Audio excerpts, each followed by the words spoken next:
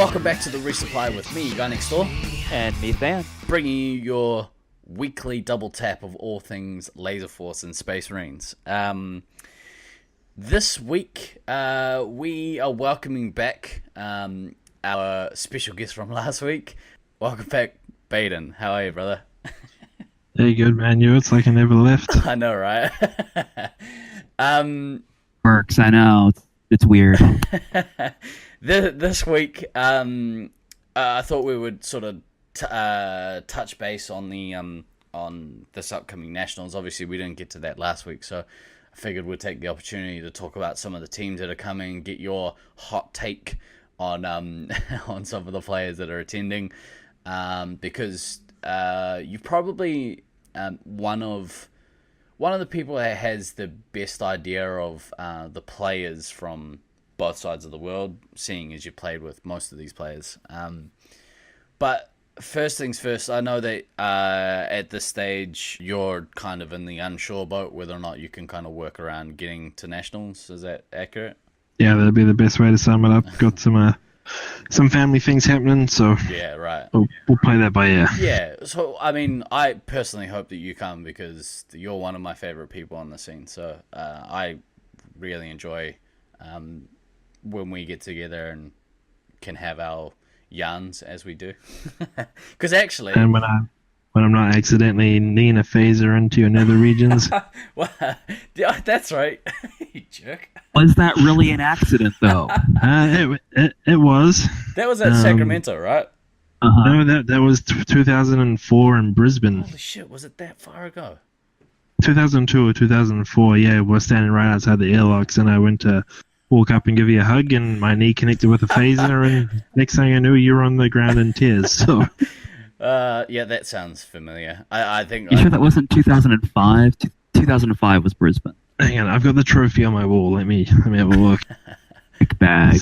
Stand by. Yeah, no, it was 2000. It was 2000. Nah, not 2000. I wasn't there 2000. I started playing 2003 was my first Nationals. I know it stands right, 2005. I had to look at the other little trophy. Yep. Well, I can't wait to get, hopefully, kneed in the nuts again this coming Nationals. That would be a pleasant surprise. That's what we call a Kiwi hug, right? Yeah. Oh, hey, man, how are you? Bush. Knee in the nuts. Yeah. Yeah, because I was going to say, I think out of everyone, like, outside of Auckland, I think you're probably the person that, one of the people that I've known for the longest that still play. So hopefully you come down. So as it stands, I'm hoping you come down because I hate you. I know. Is it because he needs you in the nuts? No, I broke Fan in a different way. We won't go into that. Oh, that sounds like a late night podcast. Yeah. After dark. Yeah. After dark podcast. But as it stands, Stan, do you want to run us through the current updated teams list? Right now, like we've got 9 teams that are confirmed. Well done, Laserforce people. Got Brisbane basically A through D. I don't care what Taipan says. Rusty's team is a Brisbane team, so Taipan, you can go fuck yourself. So we've got the 4 teams from Brisbane.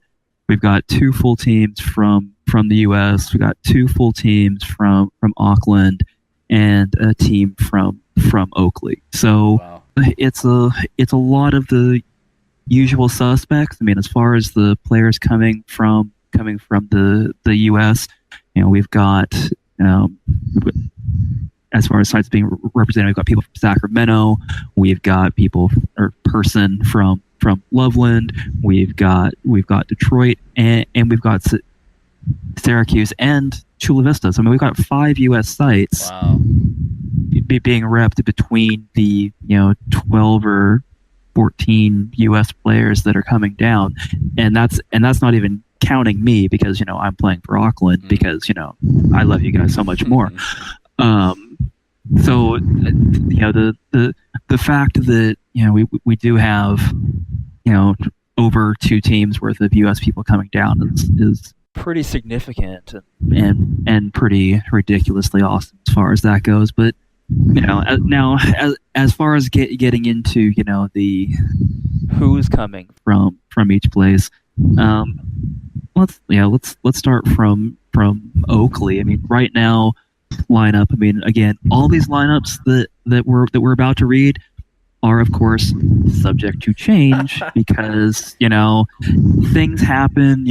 Real life causes things to not go the way that they should or anything like that. So it happens.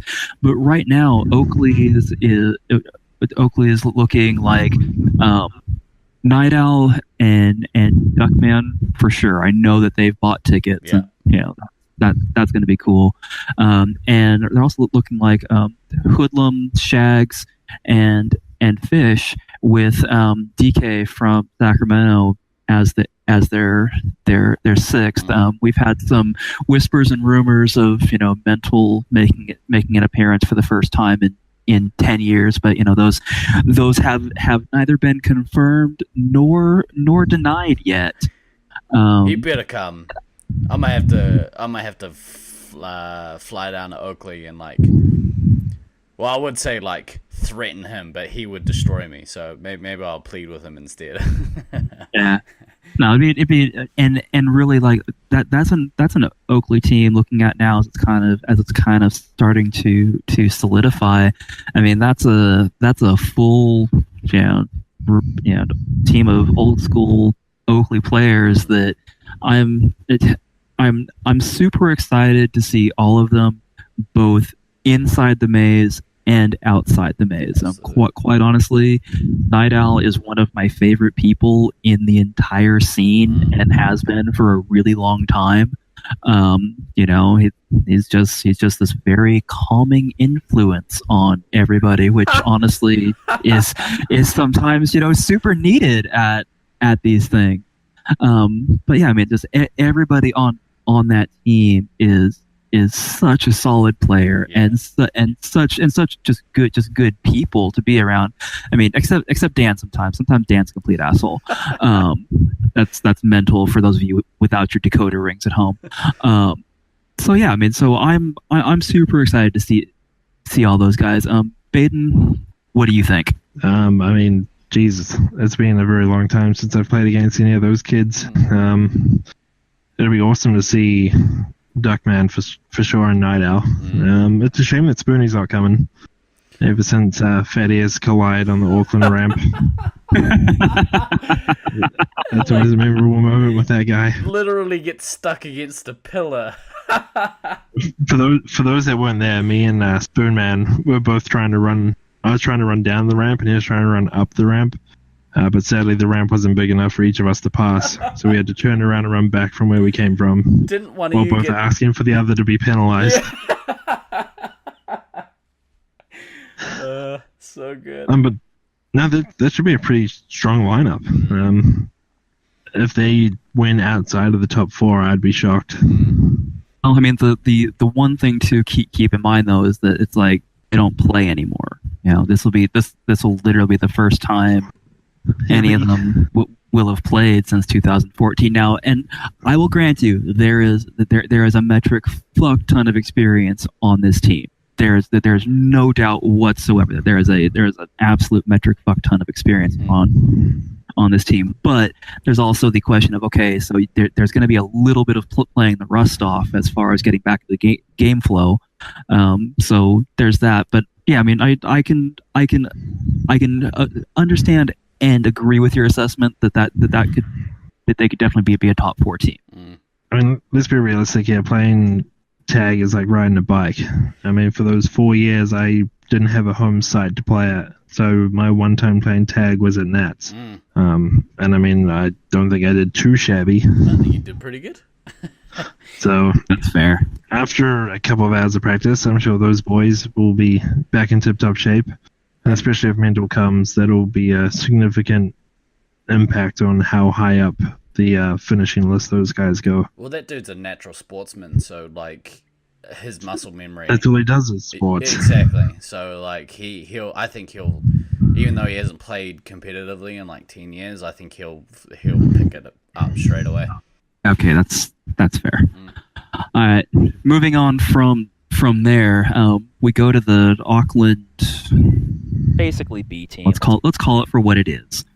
And right now, as far as that roster goes, we've got Morange, Mookie, Lone Soul, Mr. Doom, Kamikaze, and Ninja Jack. Now, Steve-O, I mean, you're the one who gets to play with most of these guys each week, with the exception of Lone Soul, who's living in Sydney currently, so doesn't get to play all that much with anything. Where do you see the Auckland B team? So it's interesting because they've got some real good talent on this team. Mookie and Soul have both played nationals before. Mookie, granted, he was I think 16 or 15 at the last nationals he played, which was Ballarat. Oh no, Brisbane, the following year. So they both of those guys bring a lot of experience and a lot of talent. Morange hasn't played as long as those two, but also brings some really good leadership into the squad. And the other three, I think, Mr. Doom and Kamikaze have both not played for a great deal of time, but have really stepped up their competitive play in the last year. So I think they should be able to hold their own against some of the lower ranked Brisbane teams, and hopefully by the end of the week they start taking some games from some of the more experienced teams. So they've got an uphill battle ahead of them, but hopefully they can kind of stick it out and pull off some good upset. This is my upset team. I think they'll take some games from some of the higher ranked teams. That's fair. So basically, this is a team that we're going to be looking at to just this tournament for them is a experience gathering. Yeah, well, I mean, because if you look at the team overall, I think this is the team that players from other sites know the least about. Because most of us have played against the Oakley teams.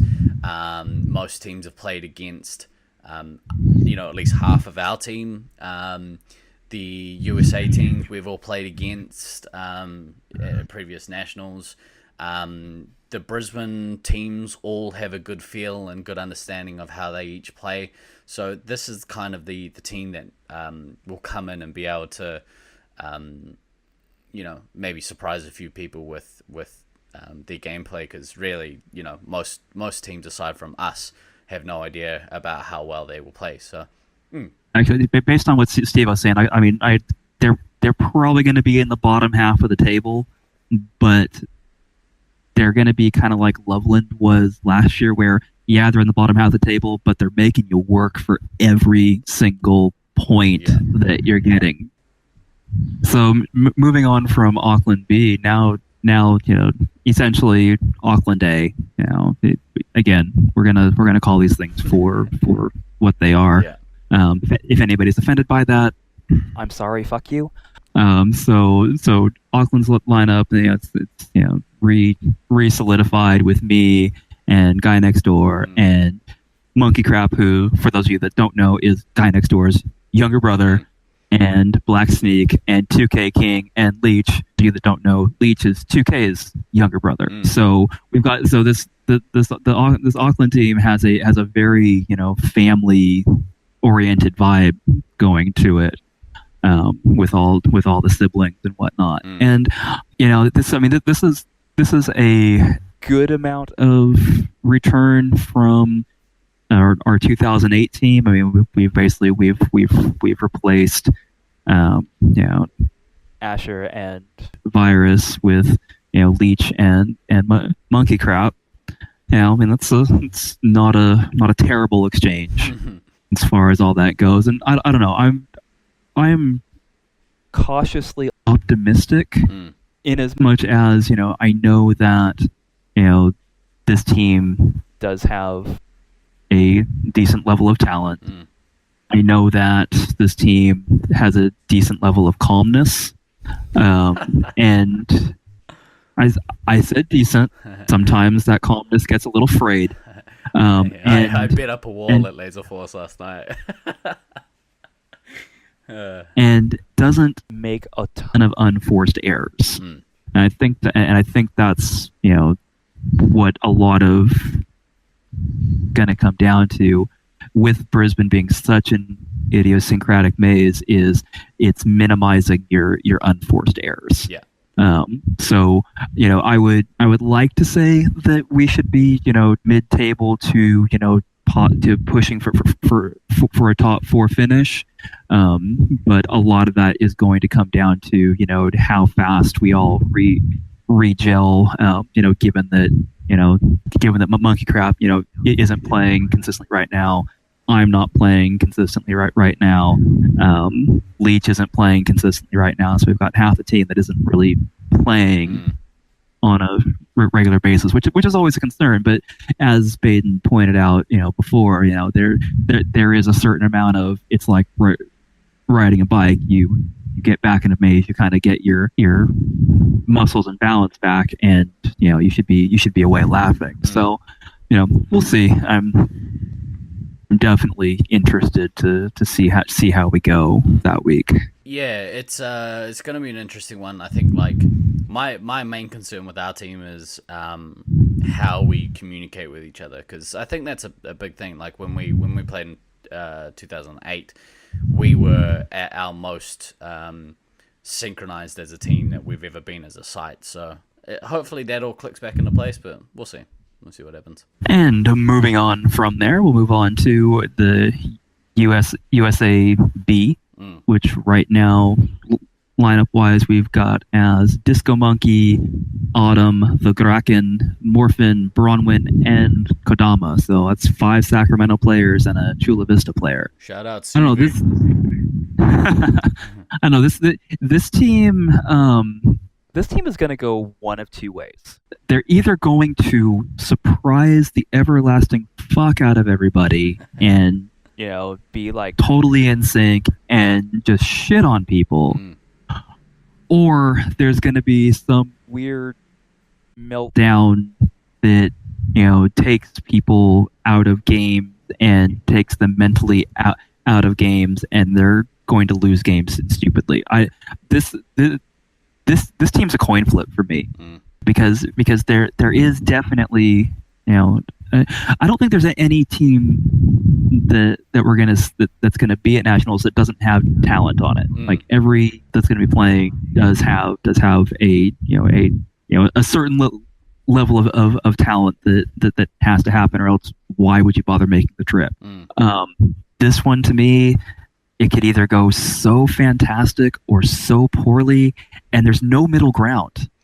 This team is either going to be, surprisingly good, or have some spectacular meltdown. Hopefully, it's more uncomfortable to watch.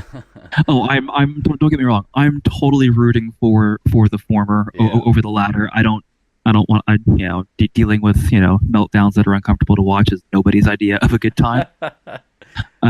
This team, if they keep their heads about them and you kind of fight through whatever weird adversity comes up, because it's a Nationals, there's always going to be some sort of weird adversity that your team has to get through. Some sort of cult, something like that. Yeah, something like that. This team will take points off of people, and this team will take games that you are not expecting them to, and this team will do the unexpected. And I'm just hoping it's more the unexpected good as opposed to the unexpected bad. If I can just throw in for that USB team, the biggest thing that they need to do is assign themselves a captain, and what that person says goes. Because when we recently played with them in Loveland, there was too many chiefs, and everyone was trying to bark out different orders and ideas. And then when they would get into a cluster in the middle of the game, they would completely fall apart and make a lot of mistakes. So have someone that is going to set the ground rules and the plays and stuff. By all means, all get involved in discussing strategies, but overall, the final decision should really rest with one person. Yeah. And they should learn to listen to that so that they have some structure. It's so important to have that kind of leadership, that focal point of leadership coming from somewhere, and then making sure that everyone kind of buys into that leadership as well. It goes such a long way to, making your team cohesive. Because not everyone's a leader, but you need someone, especially on a team like this, because they're quite a young team, right, in terms of experience. Yeah, I mean, by and large, I mean the oldest person on the team is Disco Monkey, and he's a year or two younger than I am. But once you get past him, followed closely by Bronwyn a couple of years back. Yeah, if by closely you mean that she's like 12 years younger than he is. So I mean there's a marked age fall off after the oldest person. Right. This is a very young team overall, so that may also play into the pick one person that you're going to listen to as your captain and go with it. All right, so moving on from there, got USAA, which we right now has Russ and Tom and Odin's Fist from Sacramento, and Scythe from Detroit, Beans from Syracuse, and currently sixth spot is a up in the air. But even with that up in the air spot, I mean, looking at the 5 spots that are confirmed on this, I mean, look at Scythe first. I mean, any team that has Scythe on it, whether you love him or hate him because he's a trolling douchebag, he might be a trolling douchebag, but goddamn, he's a talented trolling douchebag. Makes it worse. And it does make it worse. He's the US mentor. You're not wrong. I hadn't really thought about it like that, but yeah, okay, I can go with that assessment. Yeah. But the reality is that, I mean, he does have the ability to put a team onto his back, and he's got a huge backpack, and and he'll carry them along. And if he's got the proper level of support to where he's not having to try to do everything, because that's typically a downfall that he runs into at tournaments with Detroit when he's traveled, is he's having to do everything. And if you're having to do everything, you can't, that becomes a very difficult thing to maintain over the course of a tournament. People start finding the weakest link of the team, and they hammer that and they force you to, not be able to attack and score points. Or actually, no, you're never going to stop Josh from scoring points, but you can stop him from attacking if you're hitting the weak links on the team. But looking at the other 4 players confirmed around him, I mean, I think I've said this on another podcast, but I'm going to say it again. Right now, Russ and Tom are probably the best resupply within the U.S. They get in each other's heads really, really well, and there's something to be said for Russ understanding that he's not the most talented player out there, and he may try to argue with that statement, but he knows it's true. But he understands his role. He understands what his, piece of the game is. And within that piece of the game, he does it to a very high level. I mean, the difference in him, now from 6 years ago is pretty remarkable from a player evolution standpoint. He's definitely gotten much better at the whole listening thing and the whole reading the game thing, and all those little pieces that when you're playing medic, so many get overlooked so so often. So often, you put somebody at medic because, well, they're the weakest link and I need some place to put them where they're not giving up points and where I can control them. With him there and Tom at ammo, Tom may be the brains as far as like, okay, we're going here, we're doing this, this is the escape route that we're taking, whatever. But Tom doesn't have to think everything for Russ. Russ is, aware of the game and reading the game, and those two as a unit is just murder on people trying to attack in because they will get hits out. It's pretty fantastic. Well, all of that builds trust behind Scythe. Like, yeah, like you say, like from when I watched him play last year in SAC, as you say, he can go out, he can score a butt ton of points, but he has to kind of shoulder all the responsibility of his team, and that's usually a hindrance. So seeing the pieces that are coming together around him, assuming that he comes, but seeing the pieces that are being built around him, it means that there can be trust within the team, which means he can be free to go out and do what he does best. And then with Beans and Odin's fist as well. I mean, Beans at this point is kind of a known quantity. I mean, he's for as unserious as he sometimes seems like he's taking things. The reality is that when he finally decides, oh, okay, fine, here we go, let's start playing seriously now, he can, turn a game on his own as well. He doesn't necessarily do it all that often, just in as much as the level of effort he's putting forth.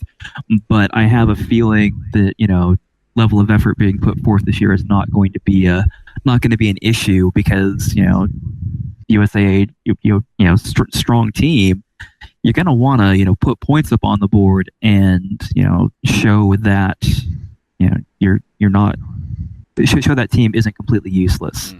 And try to take those points off of the higher ranking Brisbane teams as well. That's the goal is to beat Brisbane in their own maze. I mean it's a fairly tall order. I don't think anybody's gonna deny that. But it's I could see USAA taking points off of one of the top two Brisbane teams. There, I said it. It's on record. So we'll see how. We'll see how wrong I am in about 6 weeks, or 5 weeks from when this pod comes out. But it's definitely something that I could see happening. And Odin's Fist, I mean, he's newer. But with that youth does come some speed that may otherwise be lacking on this team. A little bit, not much. I mean, Josh and Beans are both really fast, so I really shouldn't say that. But it is always nice to have somebody younger to go out and do all the running for you when you're old. I'm just going to throw that out there. And he's not in a moon boot this year, so that'll be nice. So you won't be able to hear him coming from half the arena away. Baden, anything you want to add to any of the talking for the last 5 minutes? I mean, you pretty much hit the nail on the head with most things. Tom and Russ are probably regarded as one of the best players in the world right now.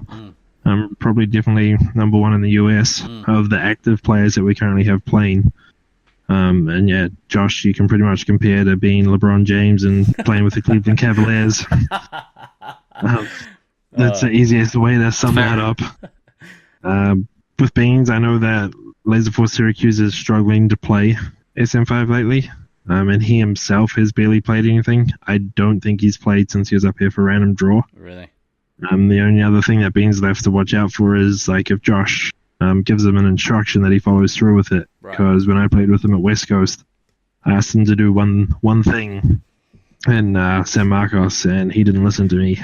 So, as long as he does that, I'm sure he'll be fine. I don't see anyone taking a game off Brisbane A. There's just I personally feel that whoever goes to this is playing for second. Yeah. Notice I did say. Notice I did say off of one of the top two Brisbane teams.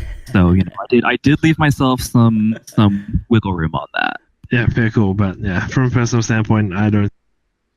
For Brisbane A, there's never been a team as strong as this one. So, but they still, if they don't place top 3, something went horribly wrong. USAA. Yeah. Yeah, I agree. Like, I would say top 3 finish is pretty likely for these guys, with a possible, like a very strong argument for second place. But yeah, first, anything but first for Brisbane A is yeah, we'll get into that. Yeah, it's one of those things. Although one thing I will say, So, because the next things we're going to get into are the 4 Brisbane teams. With all the non-Brisbane teams that are coming in, I mean, I do genuinely think that there are going to be a lot of competitive games. I don't necessarily see a ton of complete wipeouts. I mean, obviously there are going to be elims in the Brisbane base. I mean, that's just kind of the way it plays. It's going to happen. Okay, fair enough.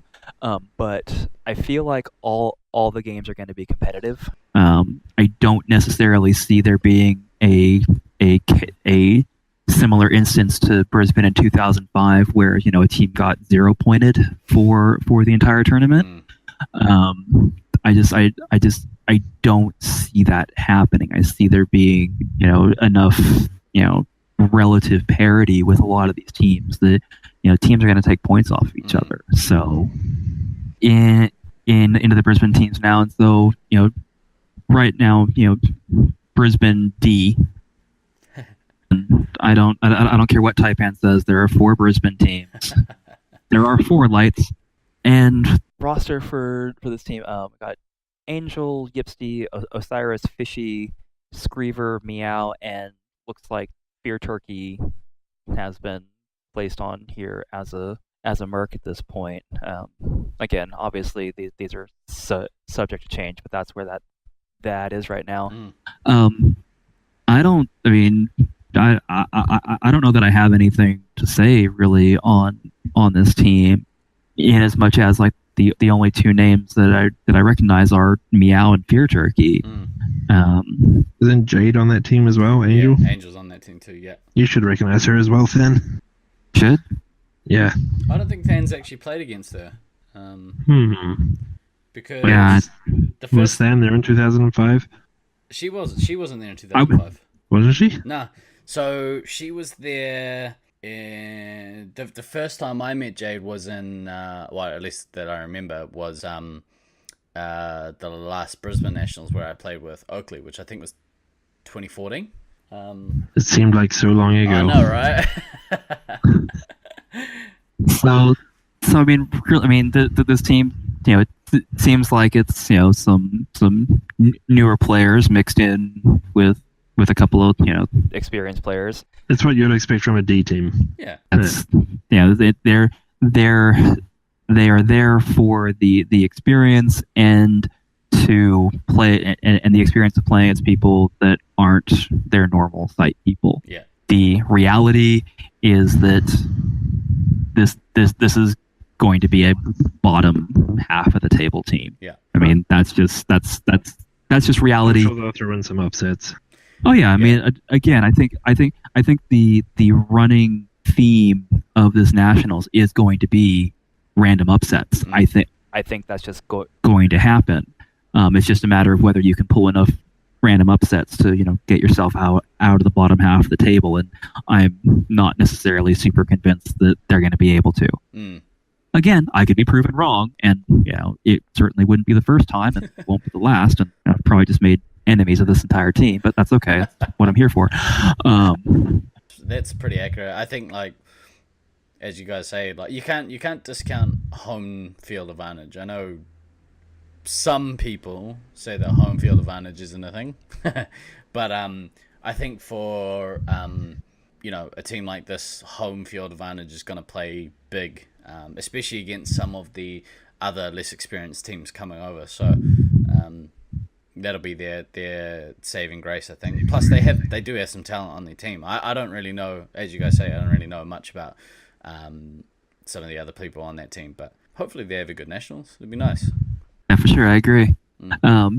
Moving on from them, we've got Brisbane C, which we've got Troy, Deza, Squizza, Cookie, L, and Striker. Some Australian names on that team. Dear Lord. Wow. And again, this is another team that look at. It doesn't necessarily have any standout superstars that really look to have any super weak links either. I mean, this is going to be a solid team. Again, probably going to cause an upset or two here and there, and force a lot of people to have to rethink certain game plans, because that's just how that seems to go. I mean, it's the thing with nine teams in a tournament. There's that all have a certain talent level. There's going to be upsets. There's going to be things happen that you really didn't expect to happen, and I definitely foresee that this team causing some of those issues. Well, this team has a bunch of experience on it. We talked about, I think, in episode 1 of the podcast, like, oh no, it wasn't episode 1, episode 2 or 3. But yeah, like Troy, Deza, and Cookie have all competed at national levels. Squizza's been around for ages. Striker's been around for a while. Al's probably the least experienced person on that team, but from what we've been told, is can hold their own. So yeah, have you played against these guys before, Baden? I've played with Darren and Amy. Yeah. And I've played against them as well over the years. Darren and Amy were there in 2012 on the Brisbane team in Sacramento. Right. They rotated around, and those guys are nothing to be messed around with. They know what they were doing. Like, just because they're called Brisbane C, definitely don't underestimate them going into this, because they'll probably push even the higher caliber teams as well. Any other nationals where Brisbane didn't have so many high quality players, this is a really good team, really solid team. So I would expect them to finish in the top, near kind of middle to the upper echelon of the the draw. It's a great thing with there being not 9 teams. I mean, that whole mid pack area. Honestly, that whole mid pack area is going to get super congested. Yeah, it just is. It's going to be a lot of fun. From them, we move to Brisbane B, which is Taipan, Glader, Sharpshooter, Tripwire, JFK, and Laser Dude. Well, I mean, yeah, it's a team. It's got some really good players on it, who are going to know their maze really, really well, and are probably going to abuse some of the lower echelon team in this comp. Taipan, for all that he can be a complete dickbag 90% of the time, and really just can't hold his alcohol for shit. When he gets going, he can be a damaging player. He can definitely do a ton of damage to your team in a really short period of time. It's really kind of irritating, actually. And you go the rest of the way down the team. I mean, Glader has no shortage of experience on this stage. I'll be interested to see what he's actually playing this year, because I'm used to seeing him, with Brisbane traveling teams to the U.S. and he's usually somewhere in the resupply. So it'll be kind of interesting to see if he's playing more out in on the field, or if he's gonna necessarily anchor the resupply with this team? I think that's a fairly interesting question for those of us who don't play in Brisbane on a regular basis. I would expect him to be in somewhat of a leadership role as well for this Nationals, because he's been around. He's played in several different national tournaments now, and has played with some of the best in the world. So hopefully he's in a position where he uses that experience to kind of be one of the leaders of his team. You would hope that. And then sharpshooter, tripwire, JFK, and laser dude. Now I recognize the names. I haven't played against. It's been too long since I've been in Brisbane. Baden, you have any input here? No, the only two people I really know of that team are Glader and Taipan. I don't really know much of the other four people apart from what I've seen on the Nat stream in 2014. I haven't played against 4 of the 6 of them. I think I've played with, or I played, a couple of social nights in Brisbane with a couple of these cats, but like to borrow a phrase from Than, like old man brain means that I can't connect the code name to the face, but once we get over there, I'll remember who these people are. Yeah, that's fair. That's fair. And then moving on from then, we move to Brisbane A, whose roster hasn't changed since the first time that we did this with Rusty, Tragedy, Boom Train, Fredo, Scorpion, and Beast. And Rusty's trying to do the softly, well, we're really not as good as you think we are. People really haven't been, playing that much. Fredo's currently off on holiday and really hasn't been giving a shit. And Beast is elsewhere and really not playing. And Jared's barely playing. So, we're really not that good. The statement out of that is Fredo doesn't give a shit. He hasn't given a shit the previous 4 years he's come over here. I can tell you that firsthand. And that's what I mean. Just because he doesn't give a shit doesn't mean he's not going to be devastatingly effective. It's really fucking irritating. Yeah. Just on a whole host of levels, it's super fucking irritating. And yeah, I mean, Rusty, Brent, I appreciate him trying to do the softly. Oh, we're not as good as people think we are, etc., so forth and so on. But with this team, it really just comes back to there's so much game experience with these 6, and there's so much history, and there's just all these intangibles that just feed into why they're favored, even though Rusty keeps trying to say no we're not. Fuck you, Rusty. You guys are the favorites. So if I can just add into this, for the US players that are listening, you probably don't recognize the name Beast, but he was and probably still is widely regarded as being the same, if not better than Rusty, as far as games go. Josh has a memory of 2014 going over there, where Beast casually strolled into the arena to play a game wearing flip-flops and jeans, didn't even run or break a sweat, and still completely obliterated the other team.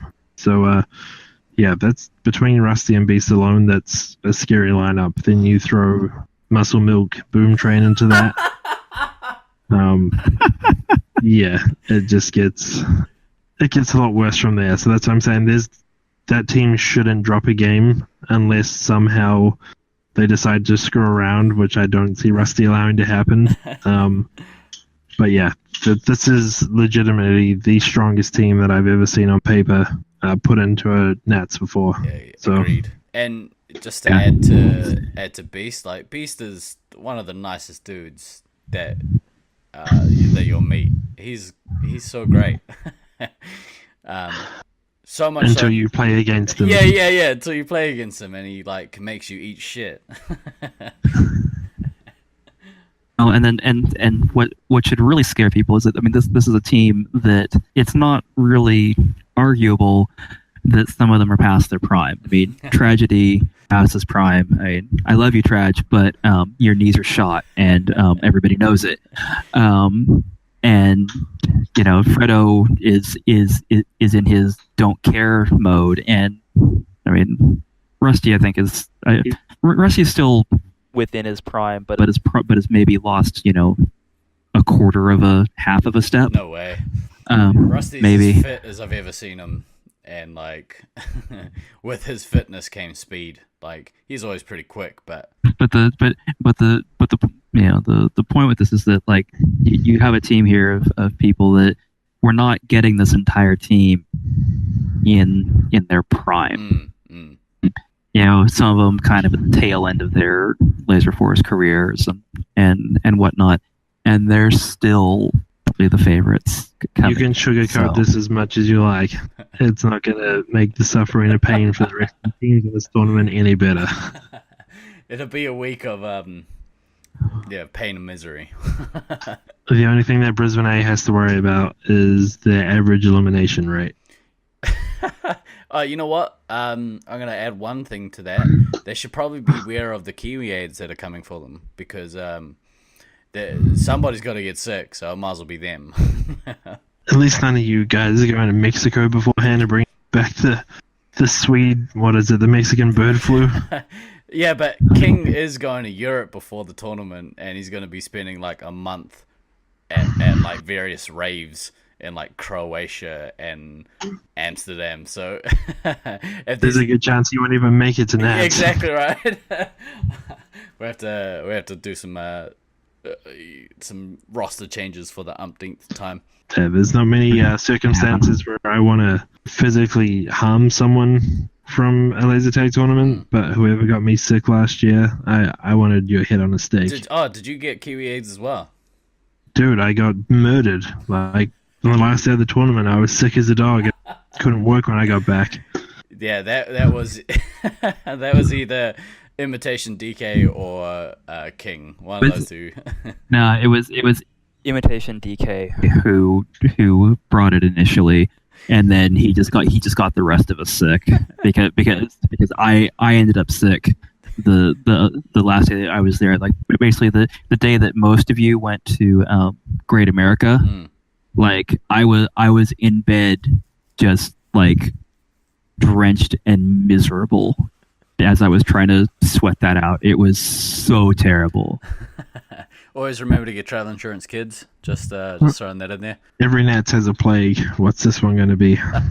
Well, yeah, we touched on it before. Like Auckland's track record over the last little while has been just atrocious.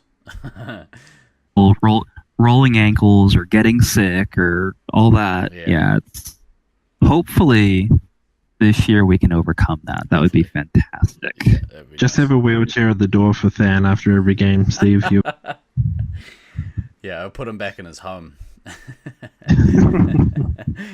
Okay, so yeah, I guess the consensus throughout the community is that Brisbane A should easily win this tournament. I would say easily. Hang on. Let's kind of maybe back off on the easily. Are they the favorites? Yes, they are. They are the favorites, and really, yes, they should win this. But we don't think Brisbane B is going to let them win it easily. So there is definitely going to be a lot of try-harding going on to make them have to work for it every step of the way. I mean, again, I still think they are the favorites, and if you in my head, I'm still going to say that they probably will win it at in the end. But I do think that they are going to have to work for it a little bit.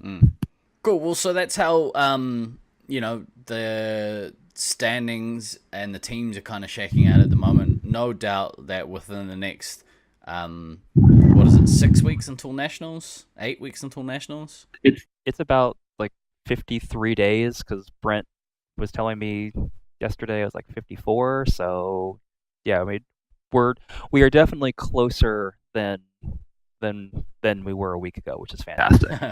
I think there'll